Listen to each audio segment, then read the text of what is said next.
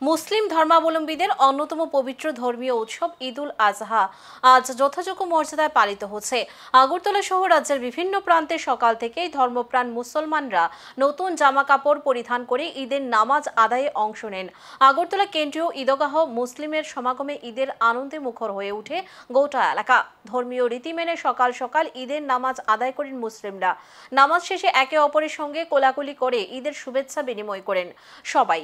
ঈদের এই পবিত্র দিনে ত্যাগ ও সাম্যের আদর্শকে স্মরণ করে মুসলমানরা পশু কুরবানির মধ্য দিয়ে পালন করেন ধর্মীয় কর্তব্য। প্রশাসনের পক্ষ থেকেও ঈদের নামাজ শান্তিপূর্ণভাবে সম্পন্ন করতে কড়া নিরাপত্তা ব্যবস্থা নেওয়া হয়েছিল। গেদুমিয়া মসজিদ প্রাঙ্গণে উপস্থিত ছিলেন বিভিন্ন বিশিষ্টজন ও প্রশাসনিক আধিকারিকরা। ঈদুল আজহার এই আনন্দঘন মুহূর্তে সমগ্র রাজ্যবাসীকে ঈদের শুভেচ্ছা জানিয়েছেন বহু নেতা, মন্ত্রী ও গণমান্য ব্যক্তিরা। ঈদ মোবারক, সবাইকে আন্তরিকভাবে ঈদের শুভেচ্ছা ও মোবারকবাদ জ্ঞাপন করছি। আজকে ঈদুল আজহা বা কুরবানির ঈদ, এটা আজ থেকে প্রায় 5000 বছর পূর্বে হযরতে ইব্রাহিম আলাইহিসসালাম এবং ওনার একমাত্র সন্তান হযরতে ইসমাইল আলাইহিসসালামের মধ্যে এক হৃদয় বিদারক ঘটনাকে কেন্দ্র করে এই কুরবানির প্রথা পৃথিবীতে চলে আসছে। এখানে একটা ঈমানওয়ালা মুসলমান পশু কুরবানির মাধ্যমে নিজের অন্তরের সমস্ত খারাপ মনোভাবকে কুরবান এবং বিসর্জন করে আল্লাহর সন্তুষ্টির উদ্দেশ্যে এই ঈদ উদযাপন করেন, ঈদের আনন্দ উপভোগ করেন এবং এই কুরবানিকৃত জবাইকৃত পশুর মাংসকে সমাজের গরিব, অসহায়, দুস্থদের মধ্যে বিতরণ করে তাদেরকে ঈদের আনন্দে অংশগ্রহণ করান। এই কারণে এটাকে ঈদুল আজহা বা কুরবানির ঈদ বলা হয়।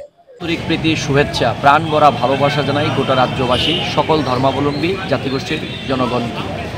আজ কুরবানির ঈদ।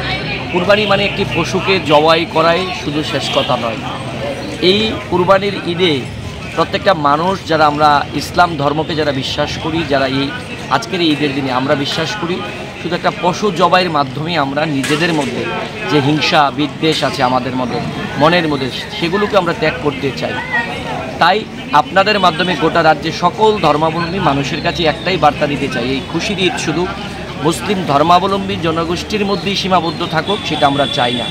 গোটা রাজ্যে সকল ধর্মাবলম্বী মানুষের মধ্যে ছড়িয়ে পড়ুক এই ঈদের আনন্দ খুশি, সেটাই আমরা প্রত্যেকের কাছে কামনা করি। সবাইকে আবারও আন্তরিক অভিনন্দন, প্রাণ ভরা ভালোবাসা এবং ঈদুল আজহারের আন্তরিক শুভেচ্ছা জ্ঞাপন করি।